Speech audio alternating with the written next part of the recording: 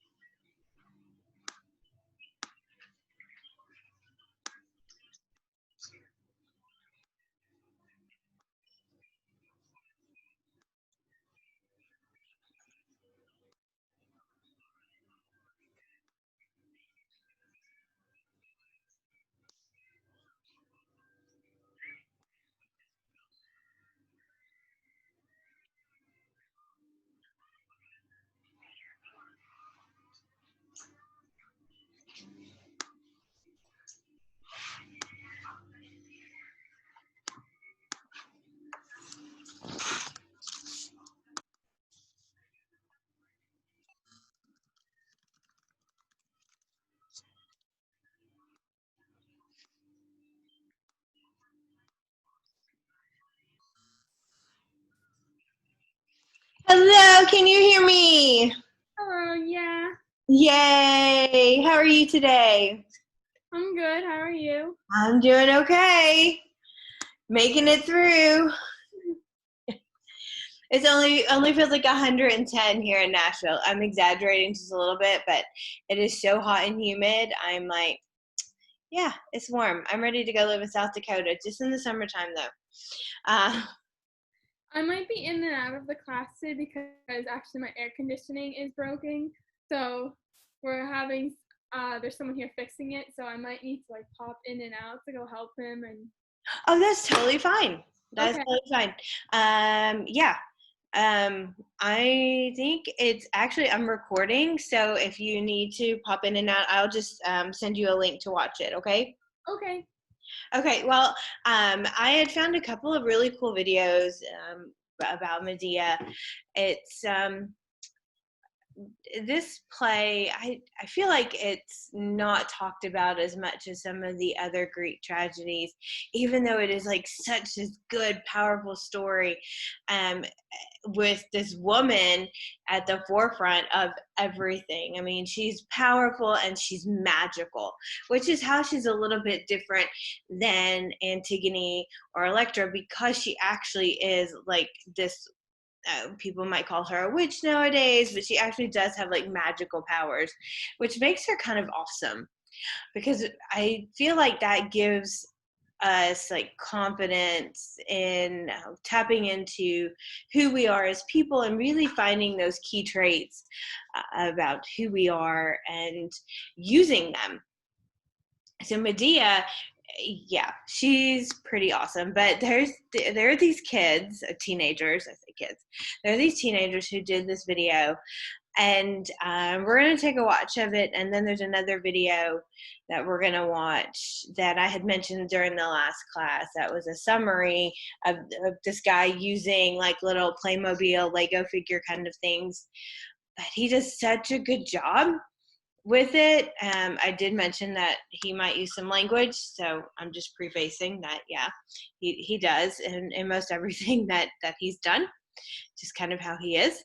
And he has a weird accent, but he does a really good job. But first we're going to watch these four teenagers, and they do a really good job talking about Medea and giving a little bit back about who she was. okay.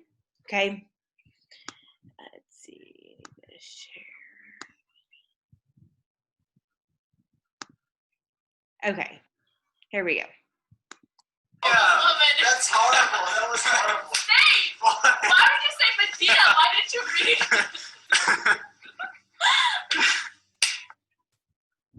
Guten Tag. Bonjour. Marhaba. Hello. Welcome to Crash Course Literature, where we will be discussing the role of women in Euripides' Medea. Hi, my name is Medea, and this is Draw My Life. If I were to describe myself in one word, it would be even-tempered. So, I was born in Colchis to King Aedes and his wife, but no one really knows who she is because she's a woman. Oh, and there's little me. Aren't I cute? Because my dad was king, my trip was pretty dope. But because I wasn't from the center of civilization, Athens, my palace was more of a tiki hut. Colchis was far away from Iolcus, where I ended up.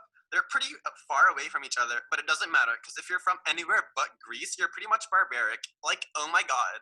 I had a pretty cool family. First of all, my dad was a king, which means royal. Royal. Then comes my aunt. She was pretty cool because she was a sorceress. Oh, yeah. This all means I'm a mixture of both. That makes me totally cool, but also a little crazy. Sorry. Not to mention that my grandpa was Helios, the sun god.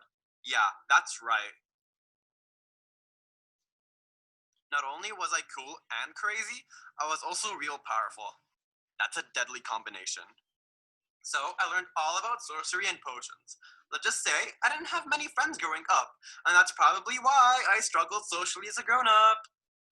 My childhood was a bit of a struggle. It's a little hard for me to talk about, but I'll do it anyways. Let's just say I went through a bit of an awkward phase. But that's alright, because just 2 years later, I got smoking hot. As my sorcery skills developed, so did other things.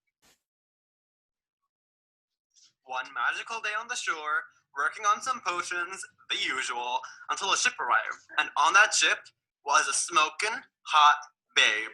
It was love at first sight. Or you could say, I was shot by Cupid's arrow between the butt cheeks. So this guy Jason arrived, and he told me he was on the hunt for a golden fleece. No, not that kind of fleece that keeps you warm, but some mystical kind of thing.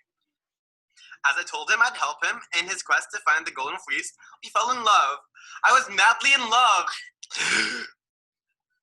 Dad had the golden fleece, but in order for Jason to get it, he had to complete a couple of tasks. One of these tasks was to milk the udders of a fiery cow, and then take the teeth of a sleeping dragon.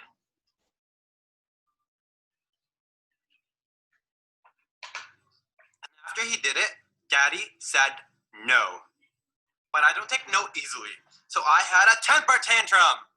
Eventually, Jason was able to steal the fleece from a sleeping dragon, my hero. Me and Jason were so out of here. Medea chased us as we sailed off into love on a boat. TTYL, Daddy. Thing is, we didn't want my dad to follow us, so I did the only thing a girl could do in this situation. I chopped my brother up into a million pieces and scattered them into the ocean. Daddy had to pick up his pieces, and I sailed off into my new life, and it worked. So, the end. Medea! So now that Medea goes on and kills her two children because she's suffering from a broken heart. Boo-hoo. We're able to recognize that this is a crazy thing to do. And if you saw or read something about it now, it would be considered insane. But in order to understand this story, we need to put ourselves in the context that Euripides was writing. Euripides is writing in approximately 400 BC, a very, very, very, very long time ago, which means that basically everything was different back then. I'm not saying that women's rights are where they could be right now, but I'm saying that it's much better. Well, let's go to Thought Bubble. In ancient Greece, people didn't have much to do because there wasn't any TV. People usually just walked around in gardens, went to very unhygienic communal baths, and they lounged around eating grapes. Do you like my gladiators? Yeah, they're really nice. Or they went to the local theater and watched plays like Medea.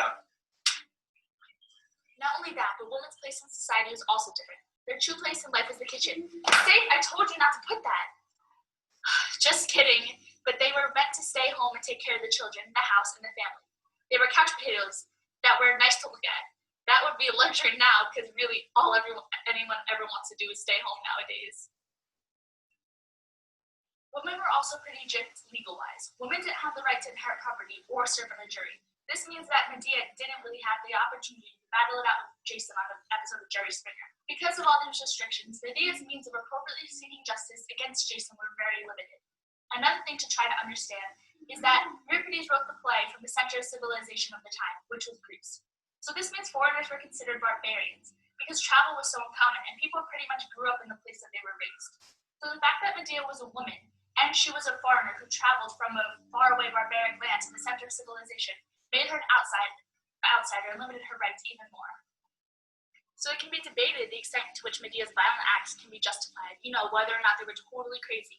But considering the restrictions she had, both being a woman and a foreigner, it can be argued that committing a crude act of violence was the only way to have her voice and feelings heard in the time period she lived in. She did what she must in order to seek justice, and it was the Greek society itself that killed the children because it restricted her from getting her justice. Hey guys, Euripides was a controversial writer. He isn't writing Medea to comment on how women are crazy. He is commenting on the challenges women face and the basic rights she is denied because of her gender. He can be seen as the Ibsen of the day, because he wrote heroes that were sensitive and fairly unheroic in the typical sense. He treated slaves, women, and children as human beings. Let's remember that, like Ibsen, Euripides wasn't a feminist. They took a more humanist perspective to their stories. He treated humans as humans, whether they be women or slaves. In Medea, the chorus is made up of Corinthian women. Now, Euripides uses the chorus as a tool to demonstrate the limited effect women were able to make in ancient Greece because of the societal structures. Typically, the chorus has an effect on the actions of the play, as it was used to narrate it and explain important events within it. However, in Medea, the chorus was criticized because it had a lack of effect on the play. Euripides makes them useless to show women's limited ability to contribute to society. The only time we see them actually try and do something to change the events or Medea's feelings is at the beginning, when they attempt to lift her from her melancholy. They advise, if your husband is won to your new love, the thing is common, why let it anger you? Zeus will plead your cause. Check this passionate grief over your husband, which wastes your way. Basically, in this extract, the chorus attempts to comfort Medea after Jason goes on to marry a new bride, really by just indirectly saying, a man should ruin your lipstick, not your mascara, and a man who doesn't love you at your worst doesn't deserve you at your best. Oh, where did my laptop go? Anyways, For the rest of the play, the chorus does nothing to stop Medea's evil plots. That is because the chorus, which is made up of Corinthian women, were powerless over men. While Medea acted violently in order to have her rights heard, the chorus did not offer any advice to stop. They were kind of okay with her executing these bloody crimes. Basically, they let her do the dirty work and get the blame for it while they lived vicariously through her. Sneaky chorus. Yeah. The disparity of the chorus is seen because they are desperate enough to allow Medea, a foreigner, to kill members of their own royal family. This proves they are dissatisfied with the treatment of women. Whoa! How did she cry? I'm just gonna pause it there. I don't know if you are you with us? Are you out with your air conditioning? No, I'm here still. Okay, good. Okay, just because they're going super fast. I know they're trying to do like the crash course literature based on like what John Green does, which I love that they had this creative idea to do something like this because he has not done Medea, which kind of breaks my heart. But I like what they're getting at and creating, and kind of they're doing the same thing as what Euripides does in creating Medea as a human being. And even though they say that Euripides was not quite a feminist, I might disagree just a little bit in the fact that he is showing men and women both in their human qualities or their human states.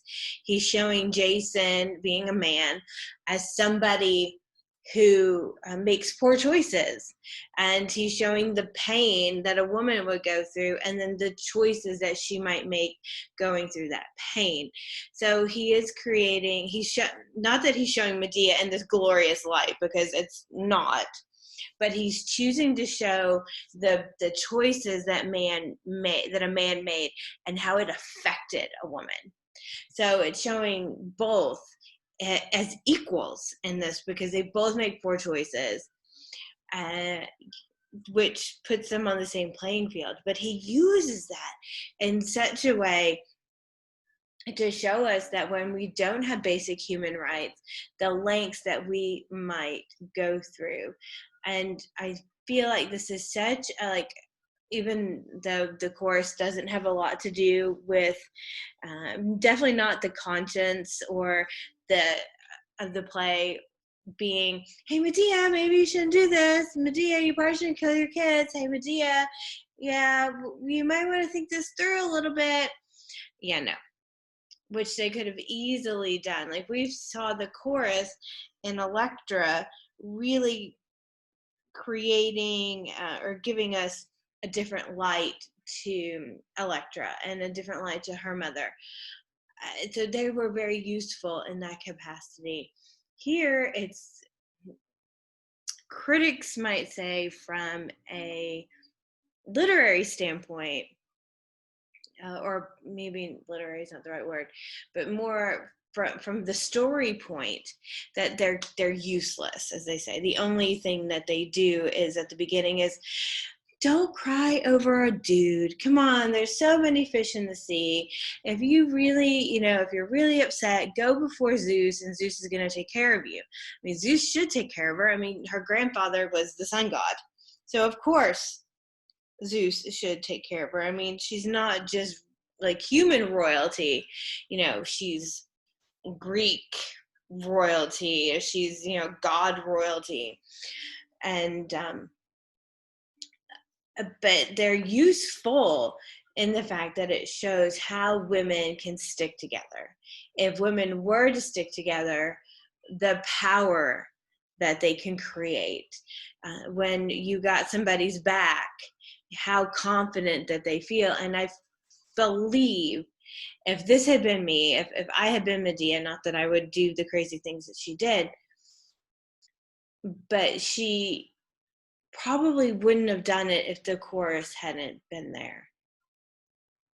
I don't know if that makes sense to some people, but that was in the standpoint of when you have somebody there with you, the confidence that you have to see something through.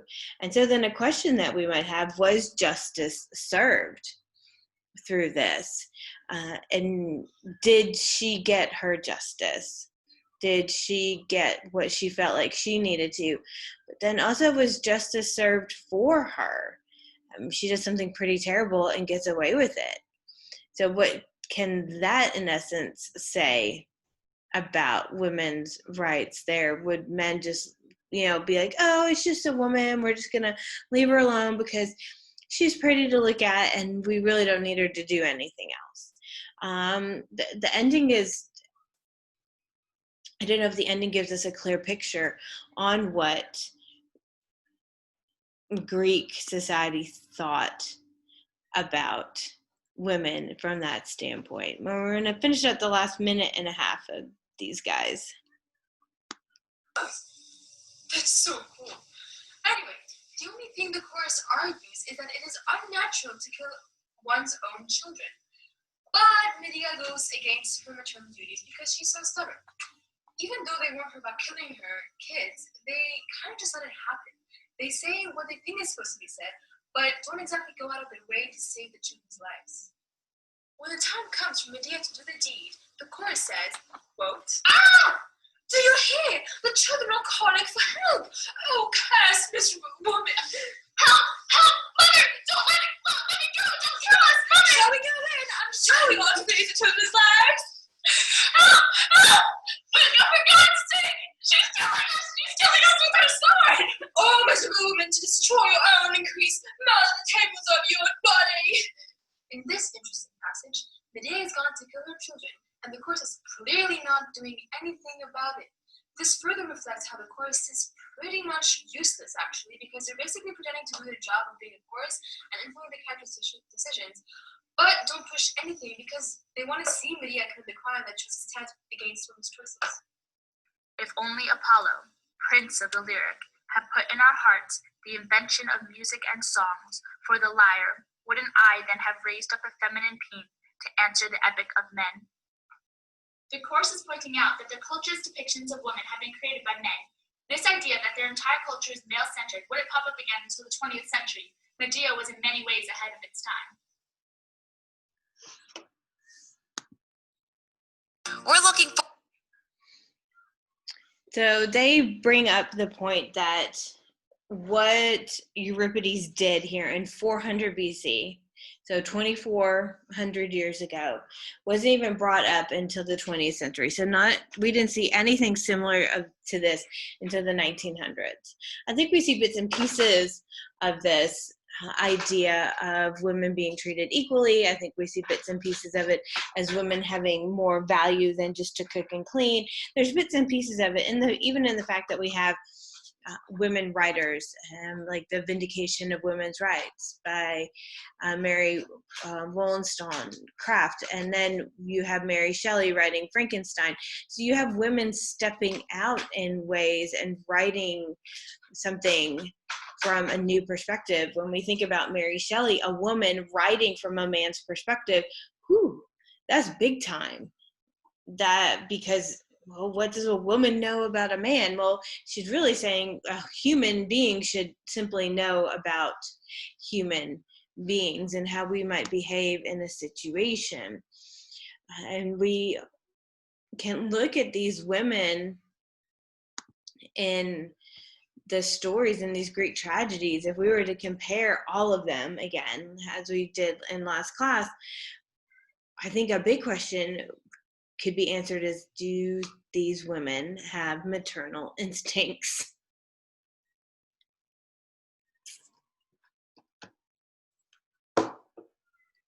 That is a huge question, because women were supposed to be, wives and mothers, and we're looking at women who might not have the purest of maternal instincts. We really see them more just as a person or as a character. If you look at Jocasta, I don't know if she had maternal instincts really at all. It was more about saving herself and saving her husband, and then marrying Oedipus, who she doesn't realize is her son, and then I have kids, but I'm going to kill myself. In Electra, with Clemestra, we have a woman who, yes, is upset that her oldest child has been sacrificed to the gods, but then how she treats Electra after that, and how Electra feels shunned, and more like that her mother loves her new children even more than her, or more than her and her brother. So we see these bits and pieces of, do these characters have maternal instincts? You know, with Antigone, we don't get to see that side of her. Maybe she would have, with the fact that she had cared for her father for a short time, the fact that she cares so deeply about her brothers. We might get some little bits and pieces of how she might have cared for her children, dying for them even. And then here we have Medea. Good old Medea. When I think of Medea, in so many ways, I feel like she is a character that would be similar to Medusa. Maybe it's just that their names are so familiar or so similar. But I see Medea, instead of having hair that's like snakes, I see it like being like fire. And really just encompassing all things passion and burning and love and hatred all at the same time. And she does really bring about this idea that just because Jason was a man, should he have gotten away with the things that he did? And she was upset. She's like, no, I am not going to have this. I'm not going to let my husband leave me and my children for a younger woman who, money, just because he thinks it's going to be best, or that's because that's what he wants. What about me? What about what I left? What about what we have sacrificed? And so she's calling it out. She's saying, if a woman was doing what Jason did, oh my goodness, off with her head. Be, the Queen of Hearts, they're off with her head. And so she's demanding the same justice be done to him. So before we talk a little bit more about what has happened in the play, a few cool quotes, I do want to watch this video summary that I just feel like this guy does such a good job.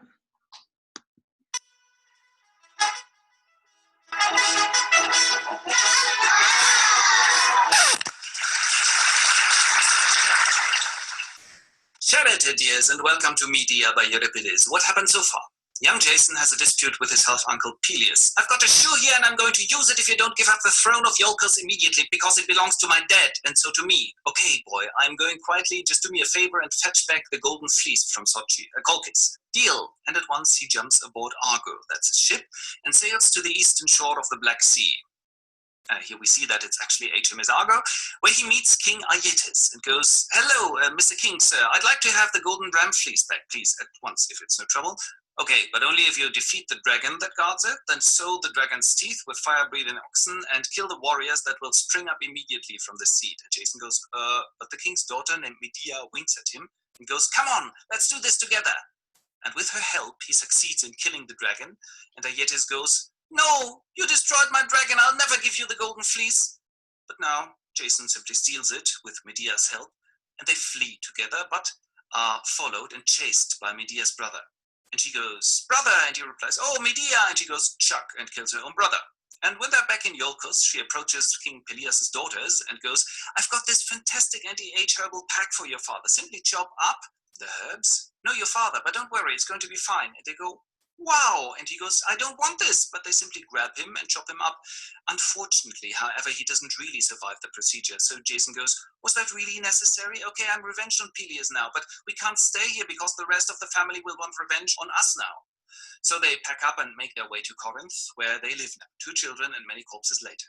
And at some point, their life as refugees and the many murders have started to leave traces in the relationship of Medea and Jason. Here in Corinth, there's also the following figures.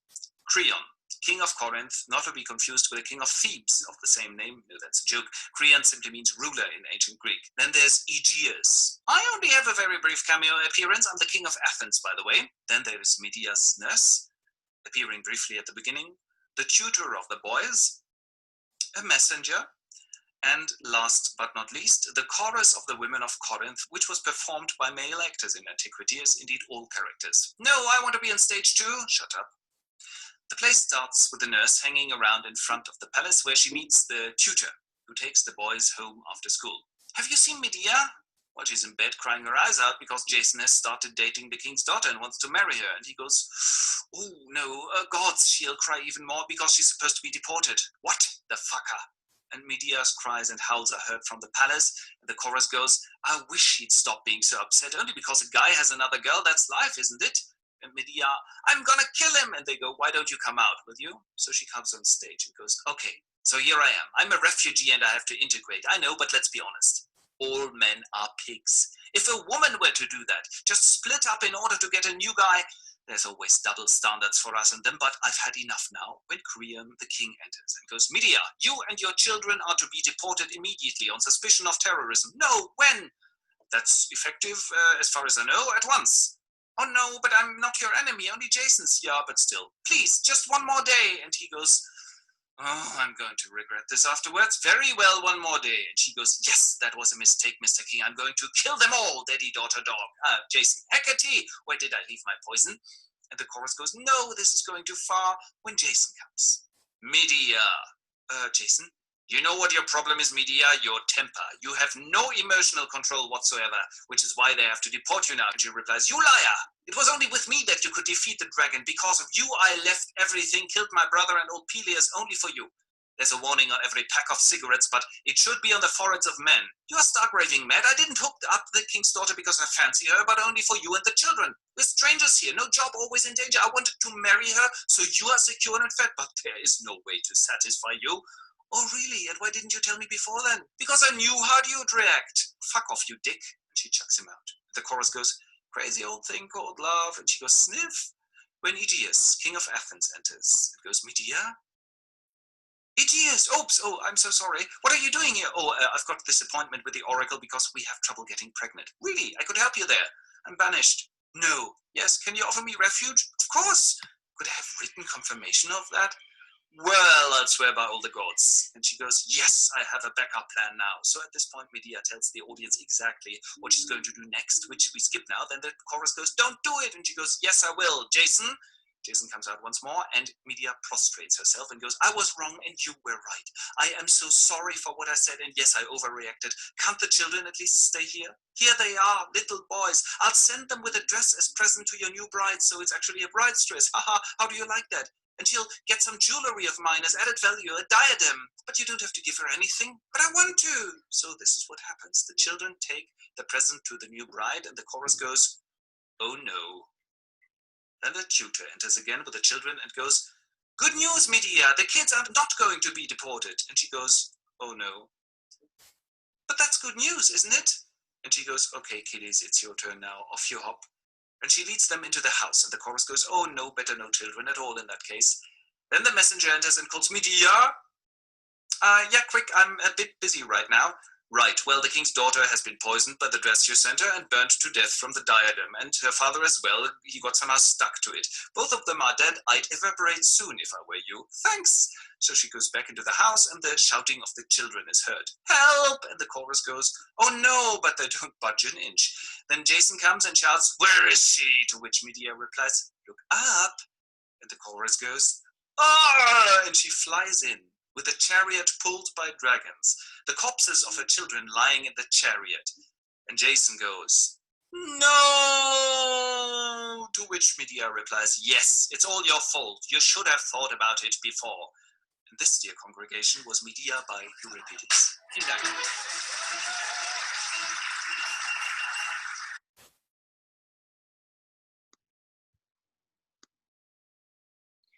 So I just love the way that he brings this story to life. I don't know, just something about it with the no kind of thing. I think that he's amazing at what he does. But just, sometimes he gets a little bit of those words in there.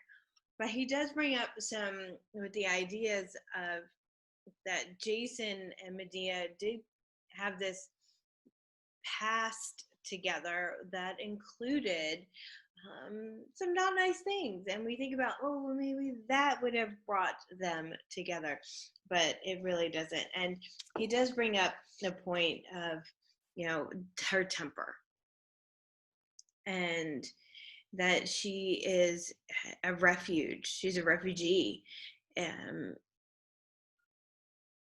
And I wonder how that plays into what the point of what Euripides was trying to do. And I think what we've seen is an escalation of tempers here in women, where we see in Oedipus, you see Jocasta there, and Jocasta doesn't really, quite have a temper. She's pretty much just fulfills the role of what a woman was supposed to do. It's, oh, fate, oh, go kill myself, because she can't handle the truth. But then we see Antigone, and Antigone is willing to stand up for what she believes in. But she's not at a place of like so furious that she's willing to kill somebody else. In fact, what she's standing up for is to bury her brother. And then we have Electra, and Electra's temper, has gone up a notch from Antigone.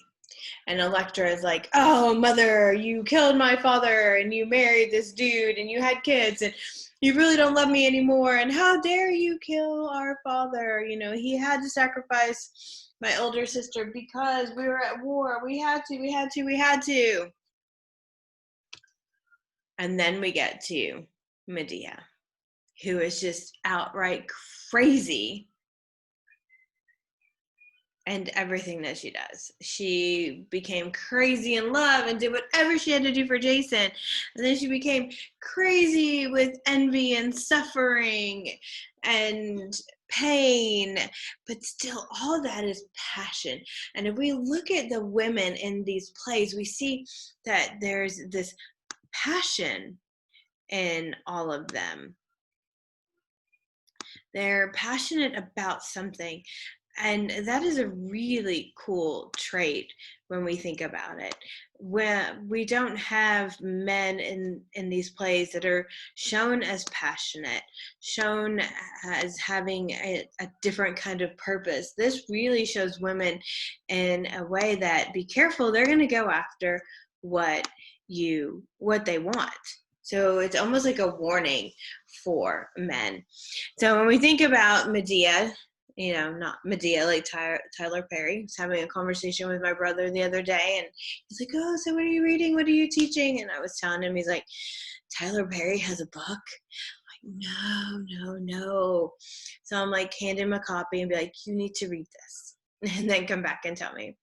So we see in Medea that hell has no fury like a woman scorned. Yep, we see it's all true. Men, watch out, don't make us become Medeas. Is Euripides really trying to say that? But I think it's a little bit more than that. In fact, he's giving us an image of a woman living in a patriarch society. So patriarch being a male-dominated society. And because it's such a male-dominated society, maybe that's why we see less of that maternal instinct. There's less of that connection, which then makes why the passion that these women have for what they believe in even stand out more. If the men were all passionate, then it doesn't really, the women's ideas don't really stand out as much. So this was likely performed in 431 BC. It was a very controversial play, debated by critics even to this day. It's been alternatively popular and unpopular over the centuries because there's this condemnation of Greek society and the injustices that women face in this world. So it really does bring to point why people were unhappy, what made people unhappy. Just as if we were to read certain things in medieval literature, like Chaucer. Chaucer is brilliant at pointing out where society had gone wrong. What about that? The nobility and that kind of society, a society without some type of democracy and people being stuck in where they are. There's the Knight's Tale with Heath Ledger. I love how it's not a movie that is anything like the book Canterbury Tales, but he brings about this idea of, you can change your stars. And I think I hope when every author sits down to write something to this capacity, they're thinking about how can I help somebody change their stars? and Euripides in a way, and just as much as Sophocles did, is how can we help people change for the better? So we have these crazy themes: revenge and justice, love and hatred, women in a patriarch society, isolation and abandonment. We see Medea was very almost scared to be alone. She needed to have that connection with somebody. She did not like in the fact of being abandoned, but she's the one who actually did the abandoning. She left her home. She left her father, and she kills her brother. So, but she wants to be the one to be the leaver, not the one being the lefty. Not that that's a real word. Love versus hatred. And I think that we can argue in some capacity, is it actually different? Or is love and hatred almost the same emotion? You just make different choices with it. Because it's passion. It is what you're on fire for. Medea was on fire for her love for Jason. So everything about her choices became fulfilling that, which meant killing her brother, leaving her father, leaving her home, helping Jason when she was asked not to. And then as much as she hates him at the end, does she still kind of love him at the end? Because if she didn't love him anymore, then would she have been that hurt by him? So is it the same emotion, just different choices? And then we have revenge and justice. And this by far is probably my favorite overall theme from Medea, and even in Greek tragedies, the idea of justice being served. Because if you don't believe justice is served, we get to ask all these questions like, why? Why was justice not served? Why is...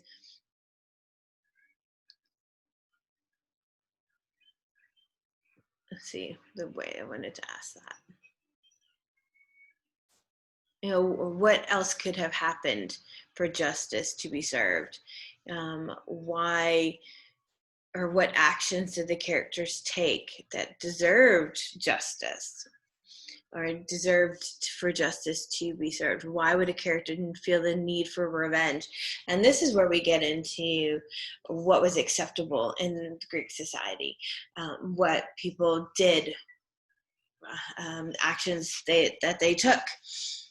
And women being lower on the totem pole than men, of course, actions were going to be different or perceived differently. And that's still something that people fight today.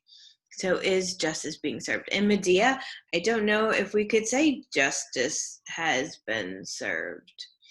I feel like that it's an extreme justice.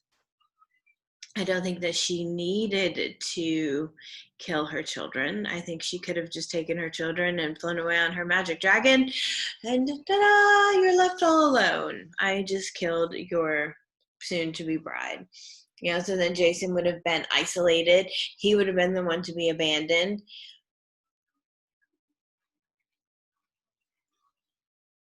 Which were all the fears that Medea had. He still would have been the person who was a refugee and, the outsider, because Medea had already secured safety in Corinth. So there's so many things we can talk about with that. So if we, just something that I would want you to think about, even for homework, and I will send these questions out with the homework for the next class, would be to describe the plot in one sentence. And if, instead of how does Medea get her revenge, do you feel like she gets her revenge? Is this, how do you feel she gets her revenge? Is her revenge only against Jason? Or is she mad at the king? Or is she mad at the princess? The killing of the king came about just because he was holding his daughter. But the killing of the woman that Jason was supposed to marry, was that her being mad at that woman? It's interesting how she's not mad at the woman who pulled her husband away. She's only mad at her husband. And sometimes we see the reversal of that, where you're only mad at the woman and you're not mad at the husband. Okay, we don't see anything about with Medea that she's upset with the woman. It's more just about her being upset with Jason, so them wanting to take away everything from him. And then, what do you feel the ending represents? Is it a ending of, ta-da, I got away with it, ha ha ha ha? Is it an ending of now Medea has to live with the choices that she's made? Is it an ending that be careful of the choices that you make? If we had like an overall theme from just the ending of Medea being there and coming in with her children's corpse on the back of this chariot, what could that represent? What does that represent? Like the death of maternalhood? Is that women standing up and being like, we will not have any more of your children if you choose to treat us this way? Is it the death of Greek society and how they treat women? There are so many ways to look at that. You know, is Medea actually representation just of one woman in particular? Or is she representation of how women are being treated in that society? So when you think about what the ending represents, that really gives us an idea of how we feel who Medea actually represents. Some important quotes from Medea. It is not you, answers Jason, who once saved me, but love, and you have had from me more than you gave. I have brought you from Barbaros land to Greece, and in Greece you are esteemed for your wisdom. And without fame of what avail is treasure or even the gifts of the muses. Moreover, it is not for love that I have promised to marry the princess, but to win wealth and power for myself and my sons. Neither do I wish to send you away in need. Take an ample provision as you like, and I will recommend you to care of my friends. So we see this is about power and wealth for himself and his sons. It has nothing to do with taking care of Medea. And he's all like, I gave you more than you've ever given to me. Not true. He thinks just because he took her to civilization, then, oh, we should bow down and kiss his feet. And she's like, yeah, not really going to have that today. Because she's like, if without me, you wouldn't have gotten the fleece. And he's like, yes, but without me, people would not know of who you are, know of your power, know of the gifts you have from the muses, know of what you've done. He's like, because of me, because I was there, I let you help me, and that gave you fame. She's still not buying it. And then he's like, yeah, I'm not going to send you away as a beggar. I still care about you. You know, you're the mother of my children. We're still going to be friends. We can still have, the holidays together. I'm going to recommend you to care of my friends. Like, I'm going to recommend that you hang out here and you be taken care of. And she's like, no way. It's not even going to get close. And then another quote, she refuses with scorn his base gifts. Marry the maid, if thou wilt. Perchance full soon thou marriest rue thy nuptials. So she is upset, to say the least. She's like, go ahead and marry the maid if that's what you want to do. Maybe you'll actually be true to those nuptials. This woman is not taking any crap from anybody. She's like, you fooled me once. Not going to fool me twice. She's not going to take anything that Jason has to say to heart. Forgive what I said in anger. I will yield to decree and only beg one favor, that my children may stay.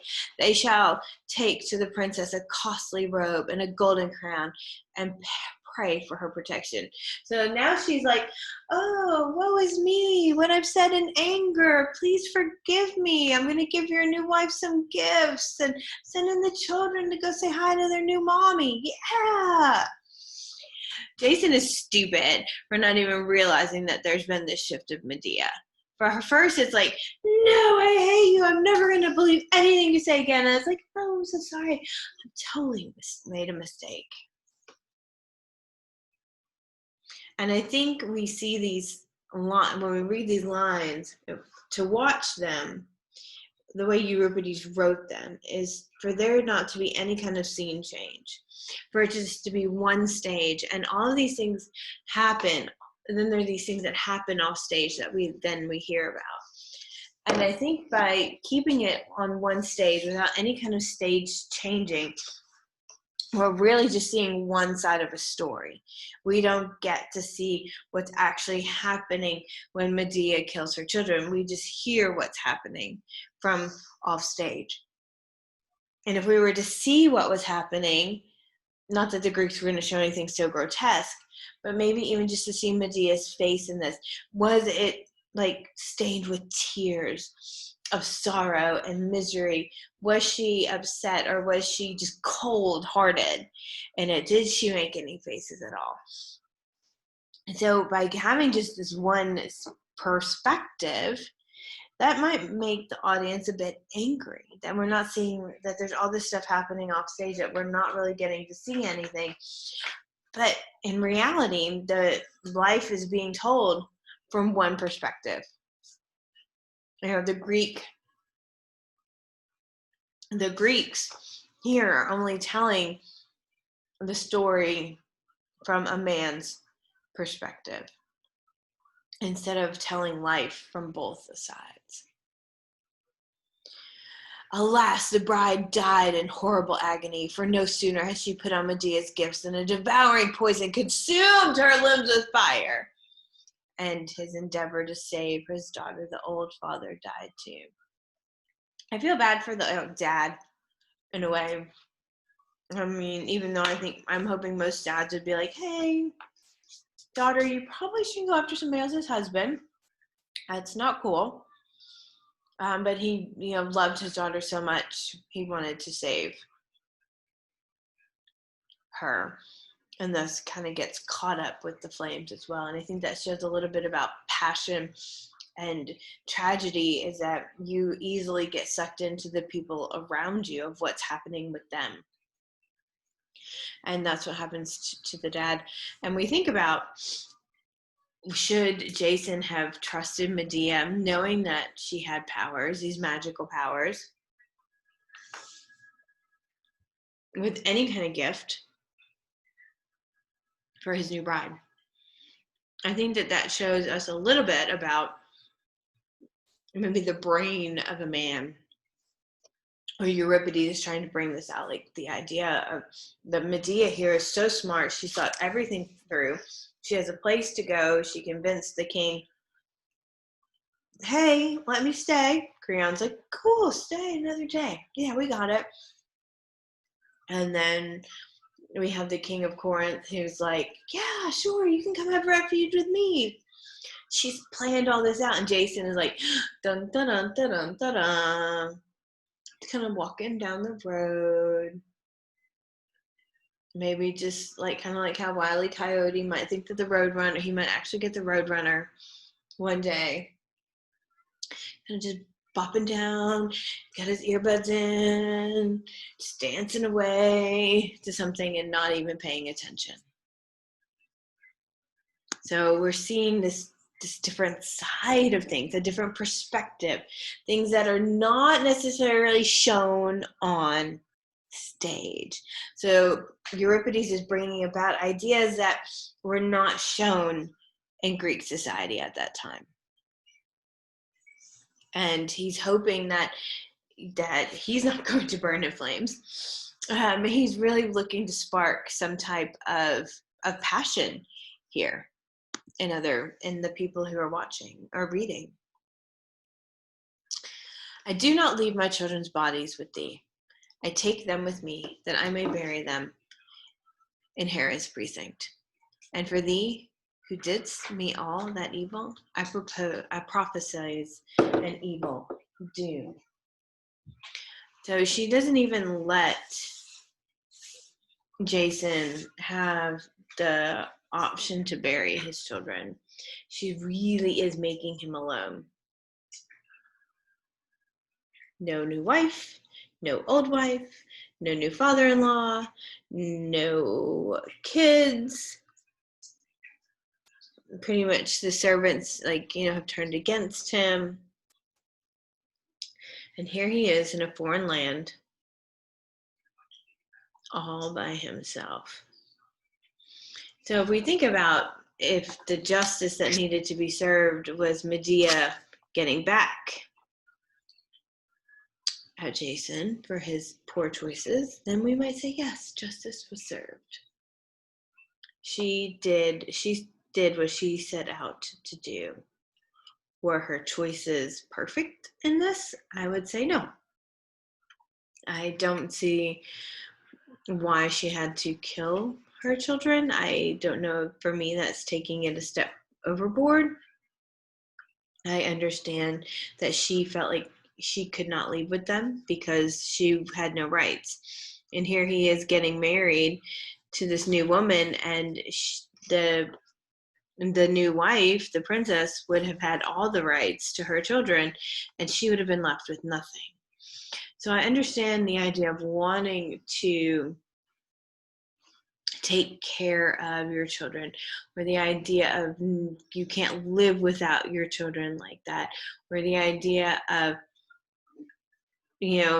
another person raising your children, how hard that would be. And I think as painful as it is to know what she did to her children, I think that shows us the state of mind Medea is in. She is hurting and she is desperate, and she would rather her children be dead than for her to live without them. In parts of what she's gone through, we can see what might happen in families or in situations today, or understand just how hard it is for a mom or a dad to let their children go to the other parent's house, whether it be like Christmas or birthday or whatever it is that you celebrate. I think this gives us an idea. Medea gives us an idea of the power women have of being able to take everything away, or to give life and to take it away in so many different aspects. I'm not saying that she's God or a creator of anything like that. Saying that Euripides is showing us what happens when a woman chooses to use her power and feels confident in using her power. And when you got your girl pack, you got your best friends hanging out with you, it's like you feel unstoppable. And for me, that's the point of the chorus, is to really help Medea feel like she can live this out. Because if you don't have your girlfriend being like, hey, don't call him. Nope. We're deleting his number out of your phone. Nope. Blocked on social media. Nope. You're not. Not checking that on Instagram. No, you are not sending him a Snapchat. No, we're not creating a TikTok about this. No. You're likely to be sucked back in to the same situation. So the chorus is almost there as to prevent Medea from being sucked into the situation all over again and be like, oh, Jason, yeah, I really do love you. And of course, Jason, I'll do anything for you. So the chorus, for me, has a very useful role in this play. And I would love to hear what you have to think, what you're thinking about Medea here, and probably just to get a few of, those ideas out, in the homework being, describe the plot in one sentence. And do you feel like Medea gets her revenge? Is her revenge only against Jason? Do you feel like the ending, what it represents?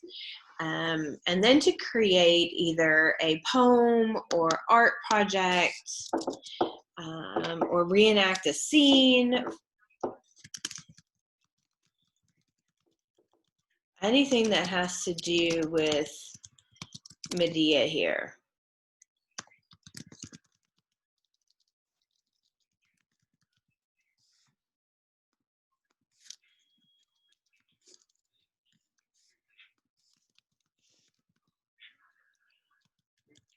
So pick a favorite scene, kind of reenact, 60 to 90 seconds of it, record yourself, write a poem about Medea or what you feel like she represents, or Jason, or the kids, or the whole idea of the play, or even the idea of what Euripides does.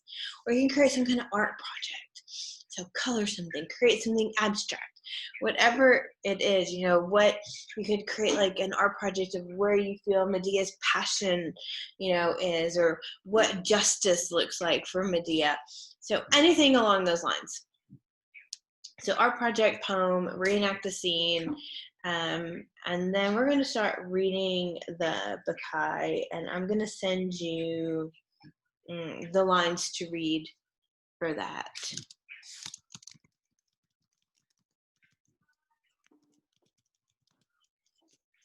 So we can start talking about that next class.